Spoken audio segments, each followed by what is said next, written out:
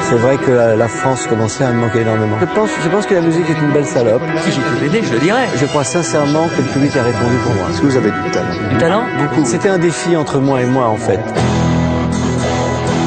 Il portait ce soir-là le poids de sa légende, lourde de 34 années d'absence.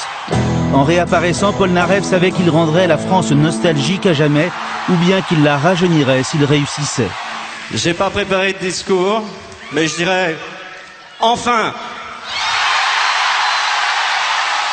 Je pensais qu'effectivement le mot c'était bon, on a attendu longtemps pour se retrouver et enfin. Il faut du courage pour sortir de la loge, il faut du courage pour arriver comme ça dans la fosse aux lions 34 ans après. Mais je m'étais construit une espèce de carapace pour pouvoir affronter quelque chose qui était difficile, puisqu'en fait c'était retourner sur le ring sans échauffement. J'ai fait pas mal de cauchemars pendant un an, parce que en fait, je sais qu'il y avait beaucoup de gens qui voulaient me voir, je savais qu'il y en avait beaucoup qui avaient, il faut le dire malheureusement, qui avaient envie que ça se passe pas bien. Et c'était en fait, quand on entend des fois pas mal de choses négatives à son sujet, on commence à se poser des questions en se disant, merde, est-ce qu'ils n'auraient pas raison? Est-ce que je suis à la hauteur de ce qu'on attend? Et tous les doutes commencent à s'installer. Et la création étant basée sur le doute, je veux dire, je suis un spécialiste du doute. Qu'est-ce qui fait que cet homme qui a tant douté dans sa vie, qui a tellement eu peur, est capable de revenir 34 ans plus tard avec même pas son nom sur l'affiche, simplement sa silhouette et ses lunettes, et être sûr qu'il remplirait à guichet fermé? Quelle assurance en même temps? C'était un défi entre moi et moi, en fait. C'était un défi entre moi et moi. Et vous imaginez ces gradins vides? Ça aurait été terrible. Oui, mortel mais même, non? Vous saviez que ça marcherait? Je savais. Je le savais qu'on m'attendait.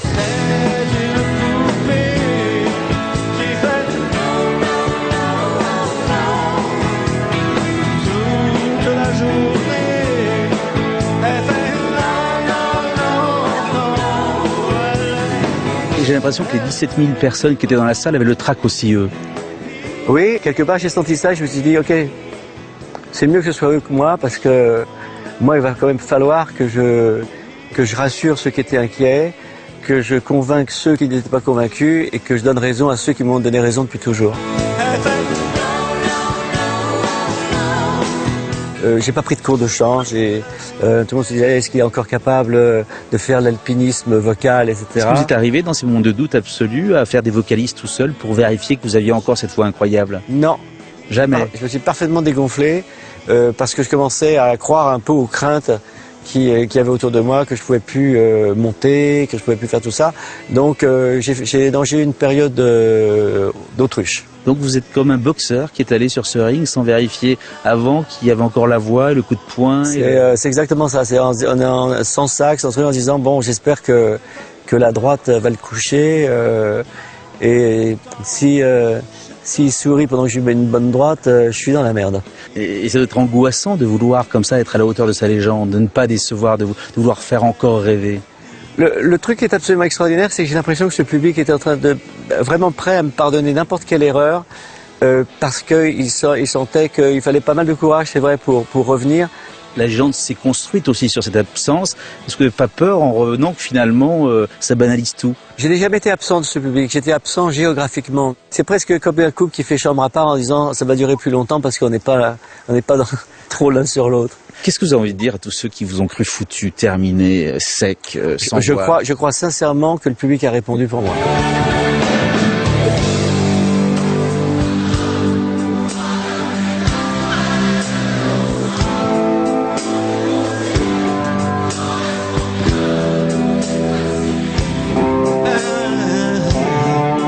Vous avez fui la France à cause d'un escroc, à cause du fisc. Est-ce que quelquefois vous dites que finalement, si vous étiez resté, vous seriez peut-être avec une canne blanche, un peu obèse, un peu hirsute, un peu alcoolique, et que vous ne seriez pas cet homme-là qu'on voit aujourd'hui?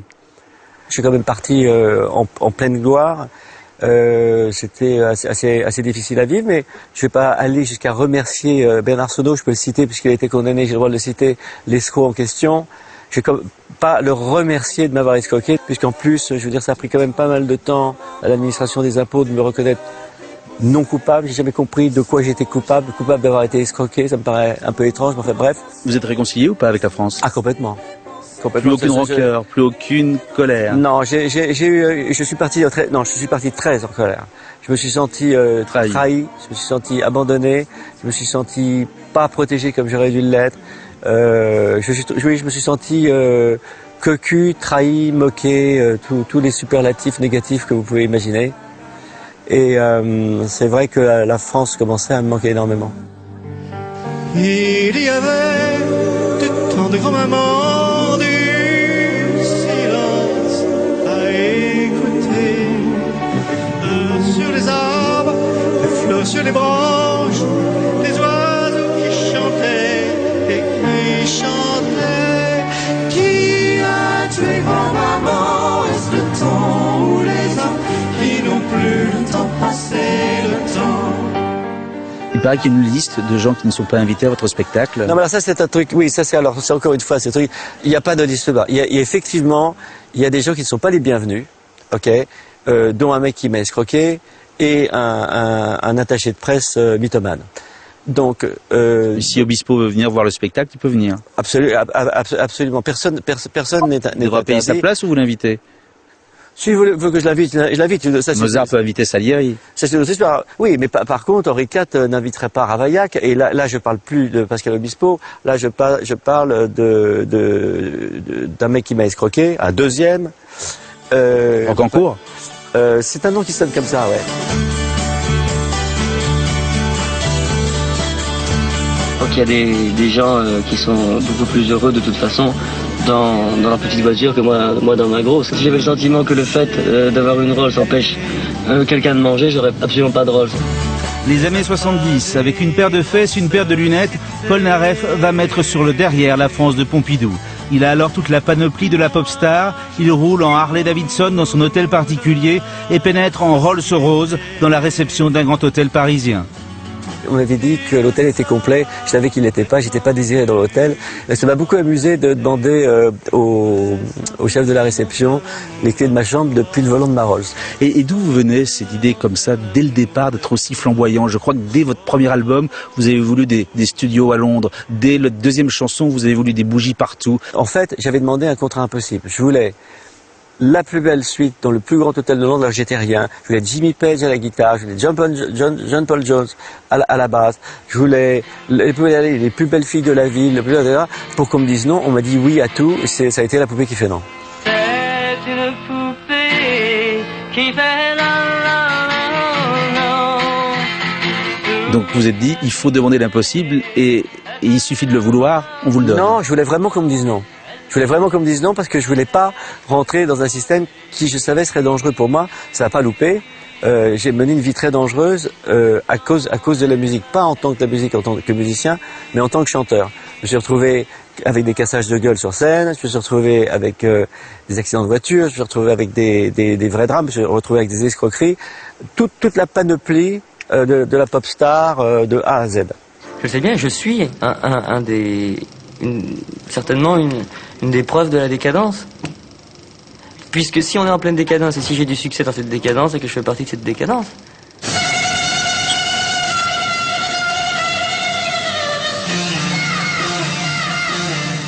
Comment vous regardez le jeune Paul Naref qui avait des cuisses presque moins grosses que vos biceps aujourd'hui? Je le regarde avec admiration et circonspection parce que je me demande comment il a tenu le coup. Ce mec a tenu le coup. Oui, je ne sais pas comment il est encore vivant et comment il a tenu par rapport à tous les traquenards, toutes les difficultés qu'il a rencontrées. Et on a l'impression que vous arrivez de loin, comme on dit. On a l'impression que tout n'était pas gagné d'avance.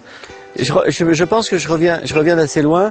Il y a un vrai mal de vivre, qu'il y a eu des grosses angoisses, qu'il y a eu des grosses craintes. Il y a eu effectivement cette crainte de l'opération des yeux. J'ai toujours eu peur de devenir aveugle depuis tout petit. J'avais des scènes de panique lorsqu'il y avait un orage, par exemple, on était en vacances, quand l'électricité était coupée, j'allumais le truc, rien ne venait et je pensais que j'étais aveugle. Où je suis allé un jour chez le docteur Agege et je lui ai dit qu'est-ce qui se passe si je le fais pas? Et dans 6-7 mois, on va se retrouver dans une situation sans retour, disons. Donc je me suis regardé dans la glace et je dis Michel, t'es un PD, si t'y vas pas, j'ai bu 20 vodka et J'y suis allé. Et d'autres peurs, des peurs plus enfantines, des peurs, des angoisses comme ça qui font qu'on a l'impression que vous avancez dans la vie avec des gens qui vous traitaient de pédés, avec des gens qui vous trouvaient trop maigre et que vous avez dû, muscle après muscle, chanson après chanson, vous défendre pour pouvoir un jour chanter « Je suis un homme », quoi de plus naturel. Je pense que vous m'avez bien scanné, vous m'avez bien étudié, je pense que vous avez raison. Je pense qu'en fait, au jour d'aujourd'hui que je chante « Je suis un homme », je pense que je suis plus un homme qu'à ce moment-là, non pas que j'ai changé quoi que ce soit dans mes préférences. Entre parenthèses, il y a également eu des bruits stupides qui couraient, que j'étais anti-gay, anti-machin, tout ça. Bon, c'est comme ça m'ennuierait aujourd'hui de me faire traiter de sale hétéro, par exemple. Les gens qui me voient passer dans la rue me traitent de pédé. Mais les femmes qui le croient n'ont qu'à m'essayer. Je suis un homme, quoi de plus naturel? Élevé à coups de ceinturon par un père musicien jaloux du talent de son fils, Paul Naref est devenu un homme en se construisant contre son père. Je lui en veux de moins en moins. Je regrette même qu'il soit plus là pour qu'on ait une vraie explication entre hommes maintenant. Vous avez pleuré lorsqu'il est mort, mais vous avez beaucoup pleuré sous ses coups aussi de ceinturon. Oui, beaucoup. Mon père et moi-même n'avions pas du tout la même vision du monde, mais c'est un émigré russe, donc c'est vrai que j'ai pas vécu ce qu'il a vécu, mais j'avais pas envie de vivre la vie qu'il avait vécue, parce que je pense qu'il aurait pu se marrer un peu plus, je pense et son obsession en fait c'était de faire de moi un grand musicien, mais en même temps il était très ambivalent, et en même temps quand je me suis retrouvé employé dans une banque, là il était complètement rassuré, j'aurai la retraite à tel âge, etc. Tous les trucs qu'il rassurait sont tout ce qui me fait peur. Est-ce que vous trouvez normal qu'on la censure, cette affiche? Je trouve que ces fesses ne sont vraiment pas très belles. C'est un gars qui a besoin d'une bonne petite fessée. C'est un petit peu le besoin de choquer le bourgeois, mais enfin c'est original. Je suis peut-être pas bourgeoise, ça ne me choque pas.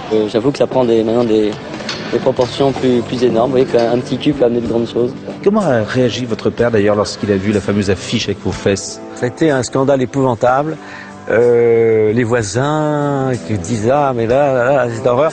Mais plus tard, en fait, j'ai surpris qu'il était vraiment ambivalent parce qu'il avait découpé tous les articles de journaux et j'ai retrouvé tous les articles de journaux dans les tiroirs soigneusement rangés. Je pense qu'il était quand même fier, mais il voulait pas que je le sache. Et alors, il est vrai que votre postérieur est passé à la postérité. Est-ce qu'il est vrai que vos fesses vous appartiennent pas complètement? Vous êtes encore obligé de vous bagarrer pour une histoire de droit? Les fesses sur lesquelles je suis assise m'appartiennent, j'ai la preuve du contraire, mais celles de la photo, non. Vous continuez à penser que vous avez les plus belles fesses du showbiz? J'ai pas vu les autres, hein, donc je peux pas comparer, mais elles sont pas mal. Je dois dire que j'ai une profonde admiration pour moi. Bon, dans la légende Paul Naref, il y a évidemment deux choses qui sont sans arrêt citées, c'est la mégalomanie et la paranoïa. Paranoïaque, vous l'êtes, et pourtant vous êtes fait escroquer plusieurs fois. Justement, alors, pour un parano, c'est pas bon. J'aimerais l'être plus, oui. Quand on vous traite de parano depuis 20 ans, Paul Naref, parano. On a vraiment envie de se prouver qu'on ne l'est pas. Parano, moi je veux bien, je dirais pas assez. J'ai jamais compris cette histoire de paranoïa, comme j'ai jamais compris les bruits qui ont couru en disant il viendra jamais à son concert, il viendra jamais, il fera pas. Pourquoi on vous prête tant de rumeurs? La dernière, c'est que vous auriez voulu des lunettes sur la Tour Eiffel, oui, c'est vrai ça? Ça c'est exact. Oui, c'est pas une rumeur ça? Non, ça c'est pas du tout une rumeur. Je voulais mes lunettes sur la Tour Eiffel, ça m'avait d'ailleurs été presque promis. Parce que je trouvais que je méritais d'avoir mes lunettes sur la Tour Eiffel après tant d'années de revenir et que c'était un symbole sur un symbole. C'est peut-être de la mégalomanie par contre, on va dire. C'est pas de la mégalomanie, c'est simplement parce que j'avais envie de pas seulement revenir intramuros, j'avais envie que dans Paris on sache que Paul Naref était revenu. C'est pas une mégalomanie, c'est un petit caprice. Pourquoi Paul Naref, il aime bien avoir un piano qui arrive en hélicoptère dans le désert? Pourquoi il aime ces lunettes sur la Tour Eiffel? C'est que, en fait, qu'est-ce qu'on a envie? On a envie que Paul Naref ressemble au voisin de palier? Non. Moi, ce qui m'intéresse, c'est de faire rêver. moi, je fais passer le rêve des autres avant mon rêve. Des fois, pour le rêve des autres, c'est comme un trapéziste qui va travailler, qui va suer et qui va faire son numéro en souriant, alors que ça lui fait mal aux mains, ça lui fait mal aux genoux, ça lui fait mal partout. Mais ce qui est important, c'est qu'il a donné le rêve. Mon chemin à moi, c'est la même chose que le trapéziste. Peu importe ce que ça me coûte, il faut que le rêve soit au bout. Et c'est ça que j'ai l'impression de donner. En tout cas, c'est ce que j'ai ressenti au cours des spectacles.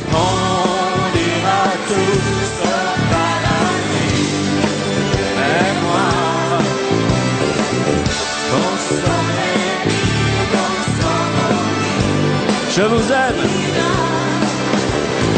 Mais est-ce que vous diriez que la musique vous a sauvé ou au contraire qu'elle vous a fait sombrer, qu'elle vous a obsédé, qu'elle vous a pris la tête, qu'elle vous a enfermé des nuits entières dans les affres de la création? Je pense que la musique est une belle salope, avec tout ce que ça comporte. Quand je dis une belle salope, c'est toujours un compliment. Pourquoi c'est une belle salope, la musique? Parce qu'elle vous appelle en plein milieu de la nuit, elle vous appelle à n'importe quel moment, elle vous appelle quand c'est elle qui a décidé. Des fois, je me lève en plein milieu de la nuit, je peux pas dormir parce que j'ai un thème qui arrive. Puis il y a des moments, on a envie qu'elle vienne et puis elle vient pas. Hey, you woman, I'm just talking about you.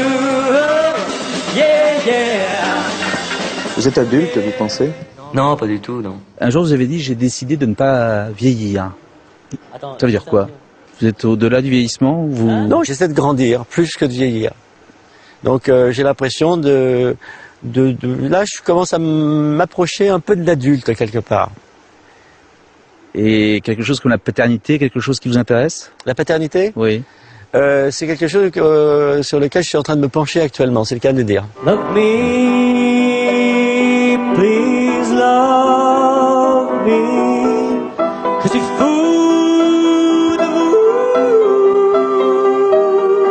Pourquoi vous moquez-vous chaque jour de mes mains d'amour? Les questions très intimes, vous êtes à quel moment de votre vie? Est-ce que par exemple, avec ce spectacle si réussi et ces Français retrouvés, vous avez pensé à la mémoire de vos parents? Votre père qui était contre cette vie-là, Mais constamment. votre mère qui est morte d'un cancer et qui n'a pas vu tout ça. Ouais, constamment. Vous pensez à eux? Ouais. Et vous sentez le petit garçon de ces deux-là? Ouais, absolument. Donc c'est un moment très émouvant pour vous, de votre vie. Je peux vous demander une dernière chose. Il y a beaucoup de Français qui n'ont pas pu s'acheter le billet. Il y a un piano pas loin. Pour tous ceux qui vous regardent ce soir, ils sont des millions. Est-ce que vous pourriez pas nous jouer quelque chose avant de nous quitter? Ah ouais, avec plaisir, oui, ça.